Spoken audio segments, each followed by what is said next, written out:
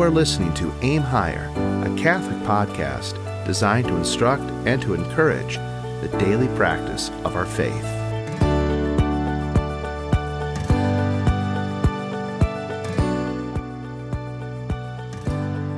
Pax et bonum, peace and good to you all. Welcome to another episode of Aim Higher. I am Sister Catherine, and today's episode is a special one because joining me today is not Father Anthony. It's His Excellency, Most Reverend Giles Butler, O.F.M. How are you today, Your Excellency? I'm doing well, Sister. All right. So the reason why I brought you on to our humble little podcast is because you wrote an article for the December Seraph called The Vigils and Eves of the Church. And I thought it was very interesting. And I also thought it'd be worthwhile to have a bit of dialogue, ask some questions about it. So my first question to you is, what prompted this topic? Well, probably anyone who's been involved in writing knows that these articles are written well before the date of publication. So it happened that I wrote this article just before Halloween. And so the Eve of All Hallows is what prompted me to think of Eves and Vigils and to perhaps do a little bit of research. So I wanted to know the origins of Halloween, because Eve of All Hallows, but then that broadened out because it was for a December issue of the Seraph to include the Vigil of Christmas, New Year's Eve, Christmas Eve, and in general the Eves.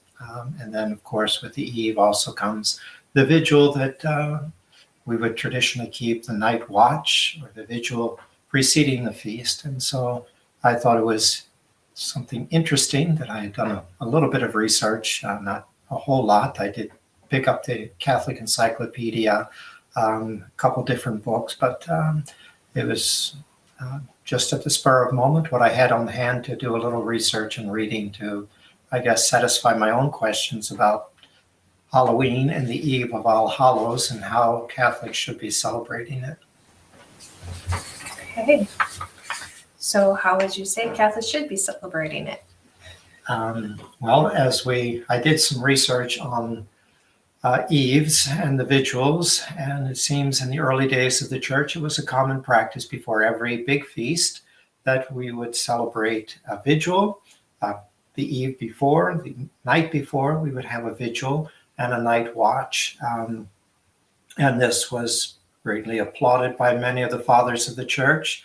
But according to the Catholic Encyclopedia, eventually some scandalous things began to take place at these vigils,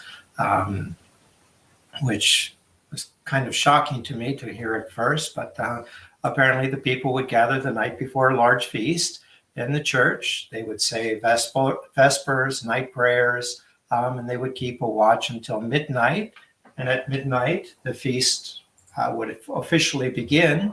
And so the eve has ended, but it was not yet time for Mass. So the people would take to the streets and would begin their partying and celebration in the streets and the houses that were nearby. And there was a lot of drinking and dancing and scandalous things that were going on. To combat that, I guess the church's only recourse was to suppress so many of these Eves and Vigils. And so we have a relatively few Eves and Vigils on the calendar now. So if I look at Halloween, the Eve of All Hallows, the Eve of All Saints, I think a Catholic interpretation or Catholic idea would be that we would spend that time keeping a vigil in prayer and fasting and watching in the church, but not end it at midnight, but to carry it all in through the day, with the celebration of Mass, I guess, being the highlight of All Souls Day. I just kind of got a chuckle at the idea of, observing a fasting and a vigil in church and staying until midnight and then having the energy afterwards to even do some sort of celebration anyway. Maybe I'm old. I was always a early riser rather than staying up late, but it kind of feels like that was definitely more of, what would you say that is, more the letter of the law rather than the spirit? Definitely, that is the letter of the law. And I think wherever there's an opening, the devil insinuates himself in there to inspire people to evil deeds. And I think that's what has happened with the corruption of Halloween. What also makes me think of, they kept that vigil up till midnight and then, all bets are essentially off. Makes me think of the Lenten fast and how on Sundays we're not obliged to fast, and how people, I've heard it done, they'll stay up until midnight and then 12:01, I'm going to eat something because it's Sunday. And that's also, I would say, definitely following the letter and the spirit. And I think it's hard to kind of convince people that isn't necessarily a wise mindset, in the sense that, sure, what's the big deal? You got up and you had a snack at 3:00 in the morning. But what would you have actually gained if you hadn't done that? What graces could have been given to you by fulfilling that obligation instead of trying to find a workaround? Well, I think that it's basically a testimony that we have failed. As St. Paul says, we have made our bellies our God. Food has become our God, so that we will get up in the middle of the night to worship food, Right. Snacks, or whatever it is, rather than to truly worship God. But also because we're such a mindset of instant gratification, and because we won't necessarily recognize as the graces come in and God working with us, with doing what he asks. But if we ate something, we're going to feel that pleasure, that moment of, something tasty or what have you, because we get that, and it's, of course, it's fleeting. It doesn't last, but we're so used to having what we want right now. Yeah, I've never been a big fan of getting up in the middle of the night to eat. I can't think of the food is not that important to me. Unless I were starving, then it'd be a different thing. But then you wouldn't have to fast anyway. If you're starving, you can eat. Right. It is interrupting your sleep really the best thing to do. And I suppose you have to kind of be careful with that mindset. Well, if you're starving, you can eat, because I'm sure you can convince yourself you're starving, but I don't think there's really anyone truly starving. You might have had not as much as you would have liked, or you might have had something you didn't like, and now you can only think about something that you don't have. Yeah, well, I know there are diabetics whose blood sugar drops and they have to eat. Mm-hmm. I don't have a problem with that, and so I do realize there are medical conditions where you need to eat. But for a healthy individual, to interrupt your sleep in the middle of the night to eat something just for the pleasure of eating, it seems rather hedonistic to me. Absolutely, really thought about that. I guess we do that quite a bit. As we're getting into what a lot of people think is the Christmas season, and even when this episode should go live, it's still Advent. But I've read studies how really from the time of Halloween, All Saints Day, up until the new year, there's an increase of illness, because there's an increase of sugar. There's an increase of food, more than we normally would. And I know it can be hard to decline some social obligations, but I guess where I'm going with that is... That's a counter argument. I might suggest that it's fall going into winter. Sure. People are more inside. They're enclosed more. They're sharing germs. Also true. More intimately. Also true. It's probably column A and column B. But also what came to my mind was, and how I lost it, because that's what I do.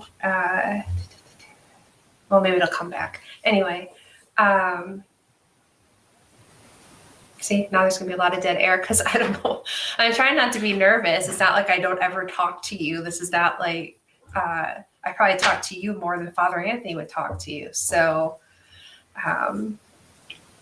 but yes, I believe there is diseases that have their root in spiritual things.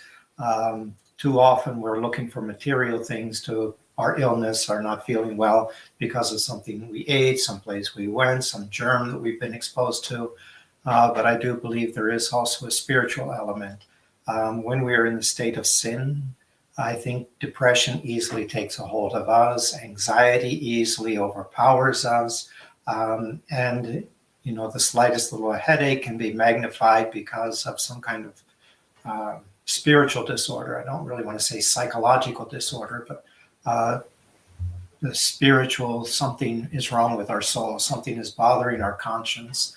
And so I do see that spiritual disorders are often accompanied by excesses. You mentioned overeating, the increase of sugar intake, which is, I think, biologically sound, because as you go into winter, you need more carbohydrates to build up a fat reserve. But we are no longer these animals living out in the wild, struggling to survive. Our lifestyle has been greatly modified. I think for many of us, we slow down in certain ways. As far as activity, your schedule's probably just as busy as it was during the summer, but it's just a different kind of busy, a different expectation. Because I often think, now that we're getting into like January, February, I'll have more time to work on other projects, but that actually isn't true, because we have all the things going on. Oh, that's some failure in our human nature, because I think all winter long, when summer comes, I'm going to do this job and this job. And all summer long, I think, well, I'll hold that off until winter when I'll have more time. And then I can do this in the winter time. So I suppose if I really want to do more this summer, I should really start working on the 2024 calendar in January. There you go. Maybe it'll happen. I don't know. I think what I was trying to remember from before was the idea of, I guess, the reminder to everyone that little things do count. Holding off something even for 5 minutes, something that you want, it's like, well, let's wait 5 minutes and offer it up to God. Because I think we get stuck in the idea we have to do really big things for it to count. But can you just, I guess, more or less verify that idea, maybe expand on it a little bit? That is very true. There are no big things. Everything is a very small thing, and it's an accumulation of these little things that make up big things. Poco a poco. These little by little we add on until we have something great. If you want to, stash away a lot of money, the way to do that is not to think, one day I'm going to deposit $1,000 into my checking account, but it is to, week after week, if I can put $10, $20, or $50 aside. It doesn't sound like much, but that little bit adds up relatively quickly. And the same is true in our spiritual life. I often point out that, God doesn't care whether we do great big things or we do little things. What is important, as St. Paul tells us, is that we do whatever we do, that we do it for the love of God. And too often we're thinking, I have to fast like the saints did, and, go 40 days with a black fast, have to go out to Mount Alverna and live all alone, and starve myself for all this time if I have to become a saint and do something worthwhile. And then, of course, the devil will suggest, you are a really great sinner. If the saints could do this, you have to do even more than that, because you are a really great sinner. And then, of course, that's building up our pride, our vanity. And so I think what is more important than what we do is the spirit in which we do it. And the littlest thing done in obedience to the law of God or to the superior is worth more than any extensive fasting or mortification, hair shirt, penance. God is pleased by us picking up a piece of paper off the floor in holy obedience, because our superior said, pick that up, or even just suggested, would you please pick that up? And if we willingly do that for the love of God in the spirit of holy obedience, that gains merit. And too often, even that, we're looking for some external thing that I can do, when I think we should be looking more internally into the spirit. It is not really our actions that are sinful. All the things in this world that God has created, they're good. The actions that accompany these things, our use of these things, that is not evil. All that God has created is good, and God has created everything. Where is sin? Where is evil? It's within the heart. It's not what goes into the body that defiles the man, but what comes out of his heart. So if we harbor evil in our heart, in our mind, in our thoughts and desires, then that evil will begin to manifest itself outwardly. And what we really need to focus on is not the outward actions or words, but the inward thoughts and desires. I often point to individuals where our Lord said, the man who looks after a woman, lusting after her in his heart, is already guilty of adultery. He doesn't have to touch her. He doesn't have to speak to her. He doesn't have to even approach her. He's already guilty of adultery if he's harboring these sinful thoughts in his heart. God judges the heart, the desire. The man who harbors anger in his heart towards his neighbor, he is already guilty of murder. And our Lord makes it very clear. And I point out, well, God accepts the desire for the deed in these evil occasions, then logically he must also accept the good desires for the deed. So when we have a desire to do something good that we're impeded for some reason, we're not allowed, we cannot do it, God will accept our desire. I wish that I could do this, but because of circumstances I can't. But it sure would be nice if I could do these good things. And God will accept that desire. And I think that's where we need to focus rather than, I can't do this, so there's no use even thinking about it, desiring it, because it's useless. And I think that's our big mistake, is to think that things are useless just because we can't tangibly see them or touch them. We need to look within. We need to look at the spiritual aspect of things rather than the physical aspects. That's very nice. So as we are approaching the Christmas season, and you brought this up in both of your sermons for the first Sunday of Advent, reminding all of us that it's not time to celebrate yet. And that is hard for a lot of people. Even if they don't go over the top of things, they're still, because the world is celebrating, which I don't really know other than commercial Christmas, not even truly Christmas, but the world is already taking part, and they've been playing Christmas music for weeks. They have everything decorated. I know it's exciting to want to go to a tree lighting, to listen to carolers, because the thing is, that's not going to happen after the 24th of December. And it came to my mind how, a lot of people, like, there's just family traditions, like, the Catholic that really does want to improve, but their family or a family that they're married into, they have certain traditions, and obviously you kind of have to pick up your battles, if you will. What would you recommend for that person to really do? I mean, if they're still going to have to go and participate, is there still something within that?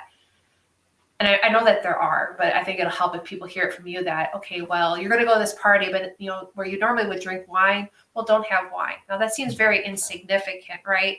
But to do it for the love of God, it is significant. Yeah, it's really a two-edged sword that, you say, give the example of not drinking wine. Well, if someone wants to offer a toast and suggest, and you're going to stand out like a sore thumb if you don't drink wine, then I would suggest that you drink the wine. Okay. But you don't have to drink as much beyond that. You can join in the toast, not make yourself obtrusive.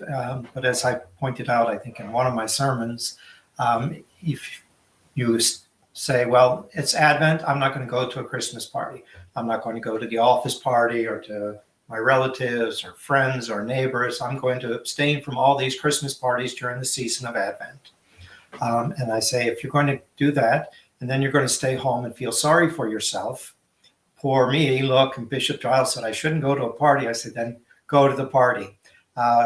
You're creating a bigger offense in your self-pity. Mm-hmm. You're better off participating. Or if you're going to sit home and say, well, now, see, I am so much better. See, I'm a good Catholic and all these other people are not Catholics. Again, you're guilty of pride. And I would say you're better off going to the party. We have to look within ourselves. Going to the party, not going to the party is really an indifferent matter. what is our spirit? What is our intention? What is our desire? If you're going to go to the party for the love of God. You're going to stay home for the love of God. You're going to eat for the love of God. If you're going to fast for the love of God. Whatever you do, just do it for the love of God. And too often we get our minds all wrapped up and we're overthinking this. It is relatively simple. For social reasons, we often participate in things that we would not normally participate in. But at the same time, we do draw boundaries, and perhaps insignificant boundaries to the world. And sometimes to us Catholics, it'll seem so insignificant that it doesn't matter when it actually does. We can go out and have dinner with people and eat fish, choose to order fish rather than a steak on a Friday. And nobody will even bat an eye until we start saying, oh, well, it's Friday and I have to eat fish. Why do we have to announce this? Right. Or we go somewhere, oh, they don't have anything that's meatless. And I says, oh, come on, they don't have vegetables? Yeah. They don't have something on the table, a piece of bread? There is something we can do. And yes, if you are in need of eating and there is nothing but the soup with the meat in it, then you may eat that. Reminds me, I think it was the Curie of Ars, a story about him. His cook was fixing a pot of soup for dinner, and she went to stir it, and a piece of meat or something appeared in it. So she tossed that aside, started all over again, and she came back and found meat in it again. And finally she goes to the Curie of Ars and explains the matter, and he says, that's okay, that's the devil doing this. We will just eat it. Yeah. For the love of God, we will eat this. And here it is Friday. It's the Curie of Ars, and he's saying, we'll just eat this meat. The devil really hated the Curie of Ars. Yeah. Very interesting story. I mean, I suppose the devil hates all of those who strive to love God, but his story is a pretty incredible one. Well, I remember growing up, my dad telling us how, if you go to someone's house and it's Friday, and if it's served up on your plate meat, then you eat the meat. But if there's like a choice, like a buffet, you don't pick the item that's meat. If that means all you're going to eat are vegetables and a piece of bread, that's what you should do. Because we all know that one meal of not having a full meal, what qualifies as a full meal, is not going to kill us. But you also don't want to draw attention. And then I brought up in my class today the idea of, not eating meat on Friday, because the reason why it came up is we were going over the 8 Beatitudes, and the 8th Beatitude talks about persecution for justice sake.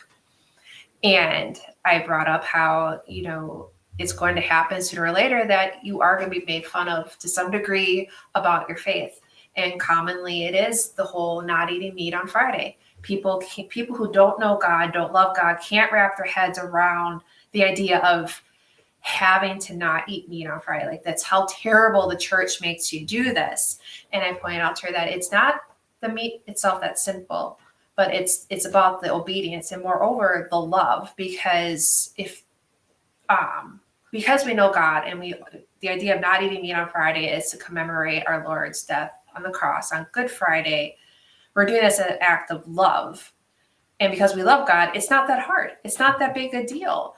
But people just that's one of the things that we encountered a lot growing up. It's like, why should you have to do that? Well, I get to do it. It's not, that's also a thing that we're trying to work on. It's not that you have to go to church. You get to go to church. It is a privilege. Mm-hmm. Yes. So. Well, and I think we make mountains out of molehills. Is it really a big deal whether you get your protein from beans or pork or fish? Mm-hmm. What's the big deal? We have such abundance here, at least locally here in the United States. And we have such an abundance of food items that, to me, it doesn't seem like it is such a big deal, but yet we tend to make mountains out of molehills. I mean, how many people will not eat meat on any other given day, but you bring up the idea that we don't eat meat on Friday. It's like, well, that's the day we're having steak. Yeah, on Thursday, I don't want meat, but on Friday, I want a hamburger. Yeah. I just had this craving for a hamburger on Friday. I can go all week without having a hamburger, but on Friday I just have to have it. Well, that's kind of like the Curie of our story. It's the devil. It's the temptation. Could you kind of look at that? It's just sweetening the pot of your sacrifice. If you are kind of tempted in that way. I mean, it's not everything's supposed to be easy. I mean, in the grand scheme of it, what we have to endure on this earth is very minute. Yeah. But then we can get in our way about it. We can make it a bigger problem if we let it fester. We can make necessity become a virtue for us. So whatever you have to do it for the love of God and turn it into a grace, into an opportunity to grow in virtue. And it is in these little things that we're going to grow in virtue. I often think that, in the matter of prayer, I don't have time to say a whole rosary. And I think very often we kneel down, we say a rosary. Most of that time is spent in daydreaming, and we're lost in this thought or that thought and what we have to do next. Whereas perhaps these short ejaculatory prayers that we say throughout the day, many times during the day, just to draw our thoughts away from the world and back to God. Those are most effectual. I'm not saying we shouldn't say our rosary, we shouldn't have these long prayers. We need those. But if you'll notice the psychology or weakness, when we dedicate a time slot to God, our thoughts go to the world. And what I want to do is, while we are dedicating our thoughts to the world, perhaps steal away a little moment of time for God and to bring God into our lives throughout the day. Well, and I truly believe anyone that says these short prayers and really ponders on them and means them can't help but want to pray more.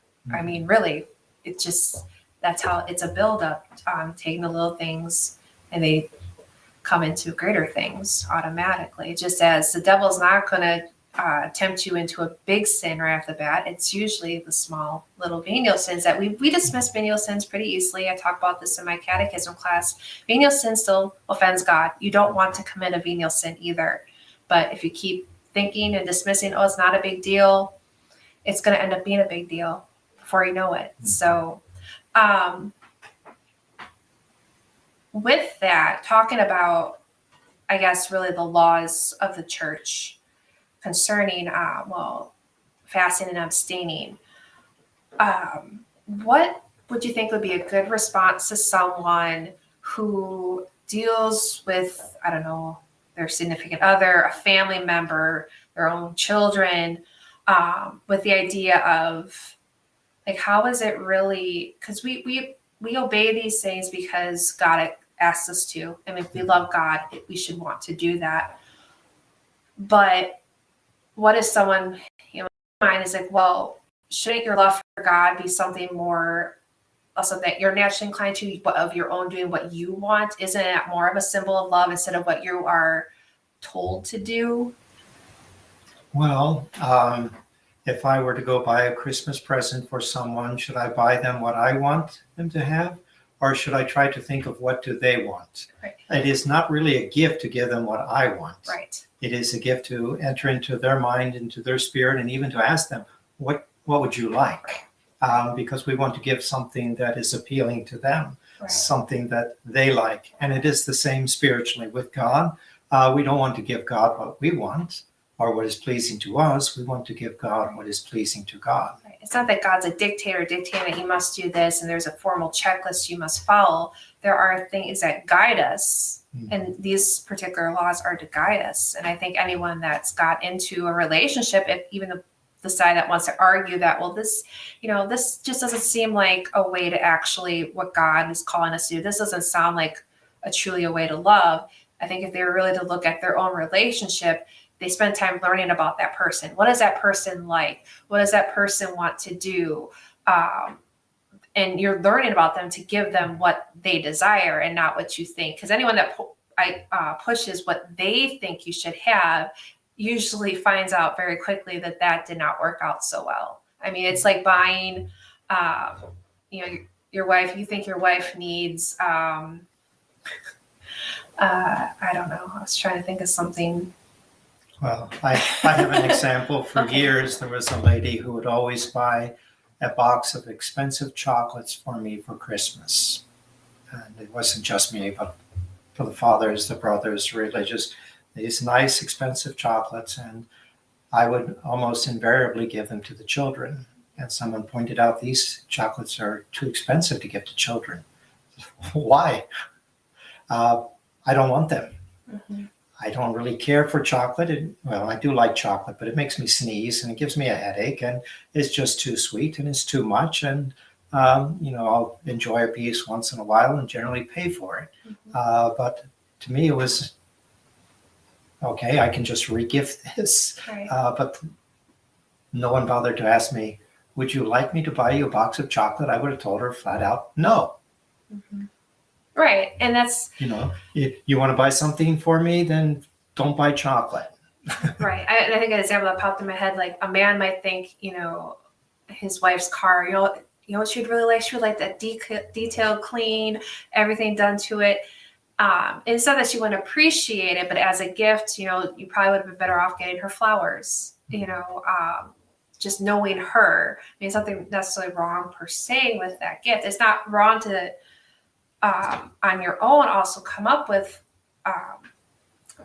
certain ways you want to express your love, even to God, like our own prayers. There's formal prayers that we should say, and then we have our own that we come up with, or I guess that's like the mental prayers, but it's still guided. No matter if you think about it, whether it's a worldly thing or a spiritual thing, there's still and that's like guidelines, but we've been guided into some sort of ideal, right? Yeah. And we look at the Our Father, the only prayer our Lord actually taught us, and it was an answer to a plea from the apostles. Lord, teach us how to pray. Teach us.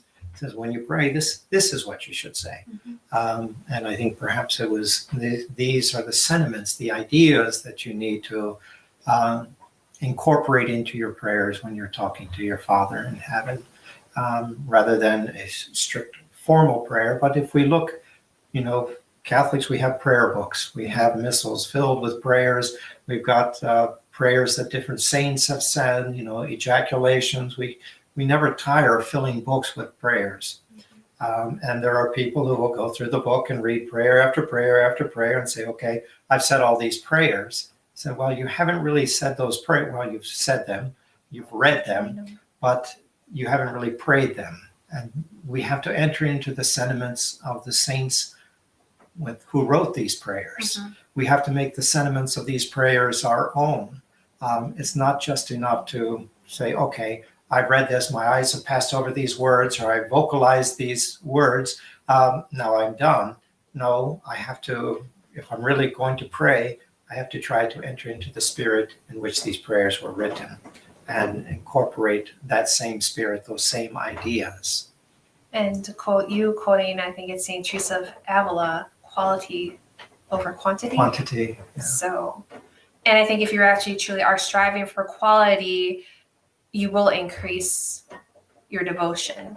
And it isn't always about the number of times you said something. It's about really trying to say something well. And I just think if you actually try to say that, because there's usually a saying of, if you say one Hail Mary devoutly, that's better than 100 of them. And, I think as Father Anthony talked about that, he had a discussion with a younger person.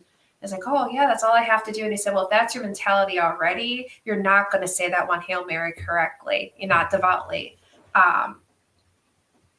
Start with one and then try another one and another one. And I constantly am trying to bring myself to do that, even with saying the rosary, because definitely guilty as charged about distractions, but God appreciates the struggle, which I think is something we all need to be reminded of from time to time.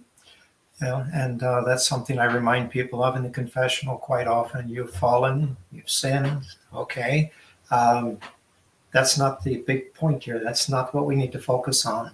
And I point out our Lord on Calvary, he fell repeatedly, but each time he got up. God isn't interested in our falls. He's interested in us struggling to get up. Mm-hmm. He wants us to have that, I hate to use the term obstinate, but that determined spirit that no matter how many times I fall, no matter how many times I fail, I'm going to get up. I'm going to struggle, even if it kills me. I'm going to keep on. I'm going to get up, bite the bullet. I'm going to try again, and try again, and try again. That determination, which I would much prefer to call that love for God, that no matter what obstacle gets in our way, we will continue until we die. We're going to continue struggling. We're going to continue striving. That is what is pleasing to God. You don't have to really accomplish anything as long as you just keep struggling, keep fighting the good fight, as St. Paul would say. And if we will put forth that effort, that is what is pleasing to God. And it is not shocking that God often hides any spiritual progress that we've made. We don't see any progress that we've made. And that's to keep us humble, to keep us struggling. Like the comic example that I point out to children from time to time of an old man, a cartoon I read as a seminarian.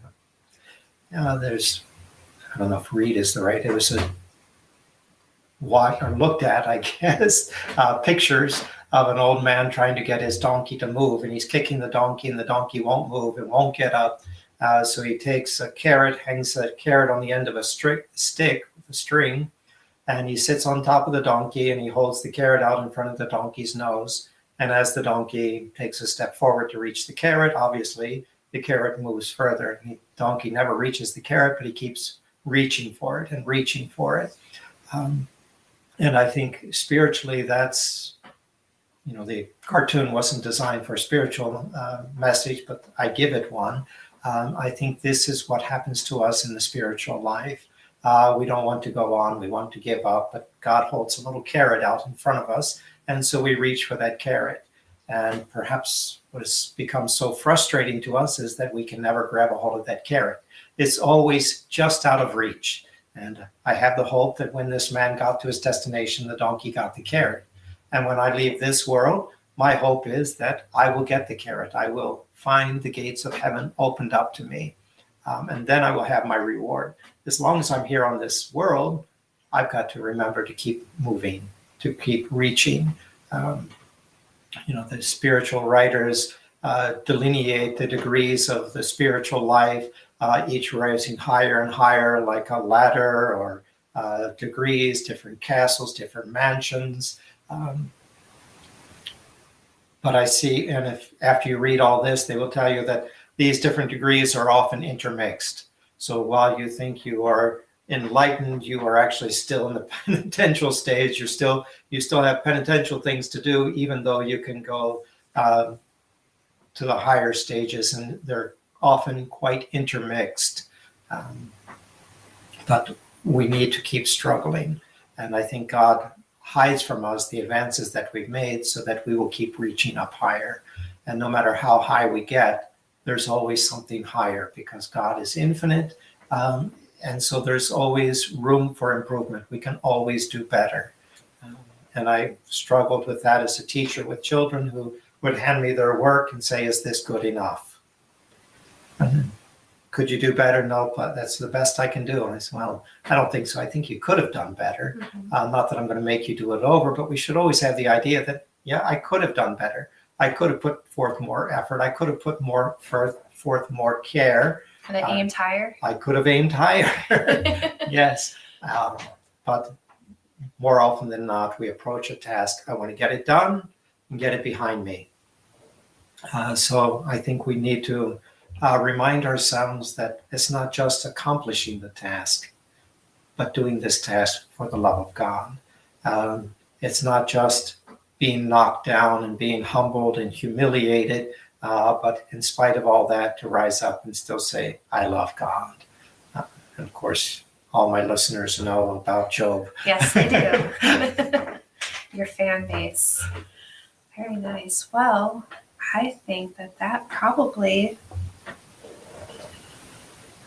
is all I really had to ask you about, unless you had anything else to add on that. No, as you can see, once you get me wound up, I can keep going. Yeah. But I don't even know how long we've been talking, so I didn't really keep track. So if this is shorter than normal, I know our listeners will appreciate it, and hopefully the quality is not too terrible. I'd hate to have to redo this because I thought it was pretty nice. So with that, if you wouldn't mind leaving us with your blessing. Benedictio de omnipotentis, Patris, et Filii, et Spiritus Sancti, descendet super vos, et manet semper. Amen. And we usually end this with a Deo Gratias. Deo gratias.